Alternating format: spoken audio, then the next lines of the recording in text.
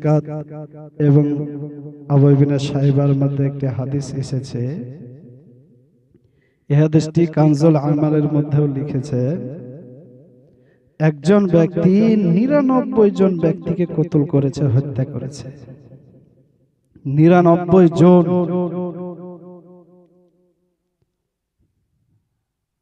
আর কুরআনুল কারীমে আল্লাহ পাক বলেছেন, আল কাতলু বিল কাতল, যে ব্যক্তি কতল করবে তার পরিবর্তে তার সাজা হলো তাকেও কতল করে হত্যা করা। শুনেছেন? তো এটি হাদিস শরীফের মধ্যে এসেছে যে কোন এক পয়গম্বরের জামানায় একজন ব্যক্তি ৯৯ জনকে কতল করেছে। তো আল্লাহ পাক রব্বুল আলামিনের ওই বান্দা ৯৯ জনকে কতল করেছে, নিজের ভুল বুঝতে পেরে, নিজের অন্যায় বুঝতে পেরে গুনাহ ক্ষমা করানোর জন্য কোন এক বুজুর্গের কাছে যাচ্ছে। আমার আল্লাহ রাব্বুল আলামিনের কি কারিশমা দেখুন। ওই বান্দা ৯৯ জনকে কতল করার পর যখন নিজের গুনাহ ক্ষমা করানোর জন্য গিয়েছে, রাস্তা দিয়ে চলতে চলতে একজন রাহেবের সঙ্গে দেখা। ওই রাহেবকে গিয়ে বলে রাহেব সাহেব, আমি ৯৯ জন ব্যক্তিকে কতল করেছি, আপনি কি আমাকে বলে দিতে পারবেন যে কি এমন কাজ করলে আমার জীবনের গুনাহ খাতাগুলো মাফ হয়ে যায়? মুসা পয়গম্বর আলাইহি আপনার ওই রাহেব তখন বলে না না, এ জীবনে কোনোদিন মাফ হবে না, জীবনে কোনোদিন ক্ষমা হবে না। যে তুমি অন্যায় করেছো, এ অন্যায়ের মাফ নাই। ওই ৯৯ জন ব্যক্তিকে কতল করা আল্লাহর বান্দা এবার ওই রাহেবকে বলল, যদি মাফ না হয় তাহলে এবার আপনাকে হত্যা করে আমি ১০০টি পুরো করে নেব। এই বলে ওই রাহেবকেও হত্যা করে দিল। রাস্তা দিয়ে চলতে চলতে মন খারাপ, এমন সময় রাস্তায় কেউ একজনের সঙ্গে দেখা।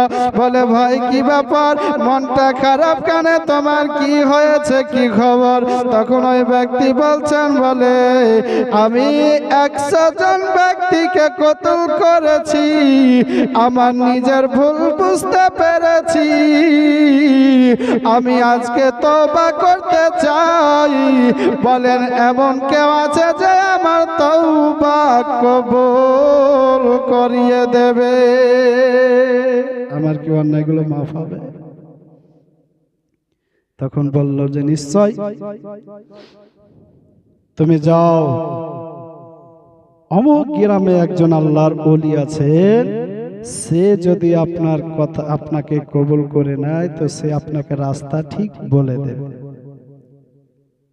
ওই আল্লাহর বান্দা এবার নিজে আপনার সকাল হয়ে গেল, সকাল বেলাতে এবার নিজে আল্লাহর কাছে তওবা করবে বলে আল্লাহ ওয়ালার হাত ধরে চলে যাবেন আল্লাহর কাছে তওবা করতে।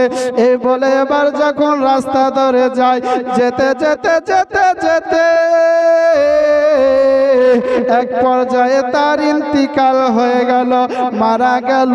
মারা যাওয়ার পরে এবার আল্লাহর ফারিস্তারা এসেছেন তাকে নিয়ে যাওয়ার জন্য। কোন ফারিস্তা?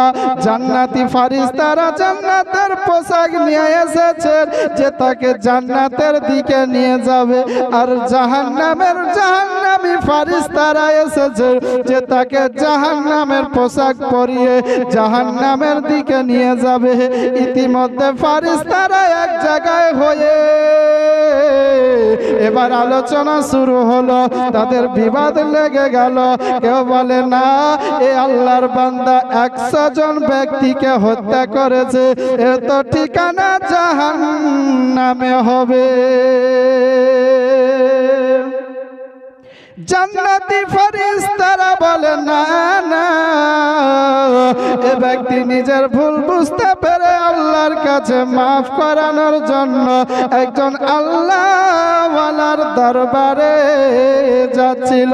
আপনার ওই এই ঝামেলা বিবাদ দেখে মুসা আপনার আল্লাহ পাক রব্বুল আলামিন একজন ফেরেশতাকে পাঠিয়ে দিলেন, হে ফেরেশতা যাও, যাওয়ার পরে আমার ফেরেশতাদেরকে বলে দাও যে তার গোটা রাস্তাটা না হোক, আর যে দিকে বেশি হয়ে যাবে, যদি বাড়ি থেকে আল্লাহওয়ালার দিকে যেতে বেশি রাস্তা খরচ হয় তাহলে তাকে জান্নাতের দিকে নিয়ে যাও, আর যদি কম রাস্তা খরচ হয় তাহলে তাকে তোমরা জাহান্নামের দিকে নিয়ে যাও। ফেরেশতারা রাস্তা নাপতে শুরু করলেন। রাস্তা নাপতে নাপতে দেখা গেল এক পর্যায়ে বাড়ি থেকে আল্লাহওয়ালার দিকে যেতে বেশি রাস্তা খরচ হয়েছে।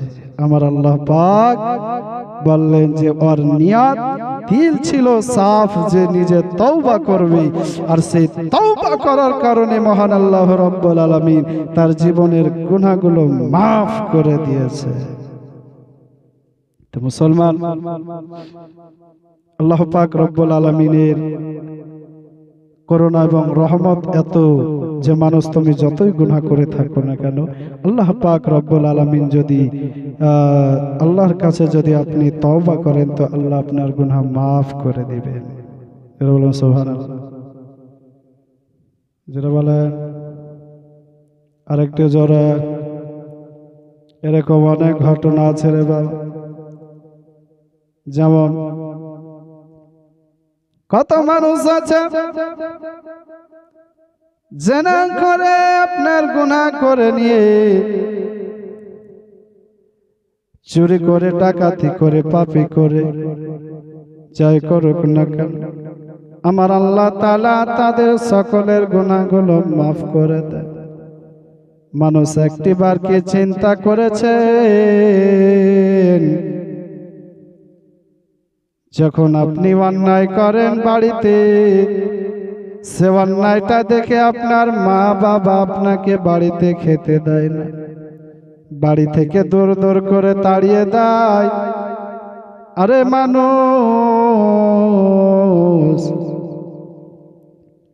আল্লাহ রাব্বুল আলামিনের কাছে তুমি হাজার হাজার অপরাধ করছো রে আল্লাহর বান্দা, তবে আল্লাহ পাক রব্বুল আলামিন তোমার সমস্ত গুনাহগুলো মাফ করে দিচ্ছে। আপনি যে অপরাধগুলো করেন সেই অপরাধের কথা যদি আপনার পিতা মাতাকে বলেন, আপনার পিতা মাতা আপনাকে বাড়িতে উঠতে দেবে না, অথচ দেখা গেল আপনি যে রোজগার করছেন, কামাচ্ছেন যাদের জন্য, তারা আপনার গুনার ভার পর্যন্ত নেবে না রে বাবা। তাহলে আপনি দুনিয়াতে কি করলেন একটিবার কি চিন্তা করেছেন? আপনি যদি দুনিয়ার বুকে কাউকে হত্যা করে দেন, মার্ডার করে দেন, আপনার নামে কেস হয়ে গেল, আপনার ফাঁসি হবে বা জীবন জেল হবে। আপনি তখন যদি আপনার বাবা মা বিবি সন্তানদেরকে বলেন যে আমার তো ফাঁসি হবে, জেল হবে, আমি অন্যায় করেছি তার জন্য, তোমরা কি কেউ আছো আমার এই অন্যায়ের ভারটা মাথায় নিয়ে নিবারে বাবা? তখন দেখবেন আপনার ছেলেরাও মানা করে দেবে, আপনার বিবিও মানা করে দেবে, আপনার বাবা মাও মানা করে দেবে এবং বলবে যে না না, কখনো হবে না যে তুমি গুনাহ করবে আর তোমার গুনার ভার আমরা নেব। ফাঁসিও হলে তোমারই হোক, জেল হলে তোমারই হোক, এই বলে আপনাকে ফিরিয়ে দেবে। তাহলে কি একটু চিন্তা করেছেন যে ছেলের জন্য এত কিছু করলেন, যে মা বাবার জন্য এত কিছু করলেন, যে বিবির জন্য সমস্ত কিছু হারালেন, তারাই তোমার গুনার ভারটা কখনো নেবে না। তাহলে নামাজ কেন পড়ো না রে আল্লাহর বান্দা? রোজা কেন করো না? আল্লাহ আল্লাহ কেন করো না? আল্লাহ জিকির থেকে কেন তোমরা গাফিল হয়ে যাও? বুঝতে পারলাম না।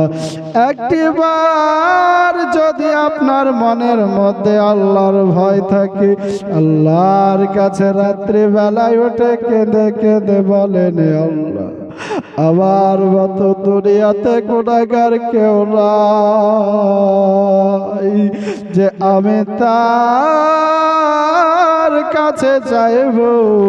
আমাকে তো সবাই দূর দূর করে তাড়িয়ে দেয়, কিন্তু আল্লাহ তোমার কাছে এলাম, তুমি তাড়িয়ে দিও না রে আল্লাহ। নিশ্চয় দেখবেন আপনার চোখের পানি ফেরত দিবেন না। আমার আল্লাহ তোমার জিন্দেগির সমস্ত গুনাহগুলো মাফ করে দিবি।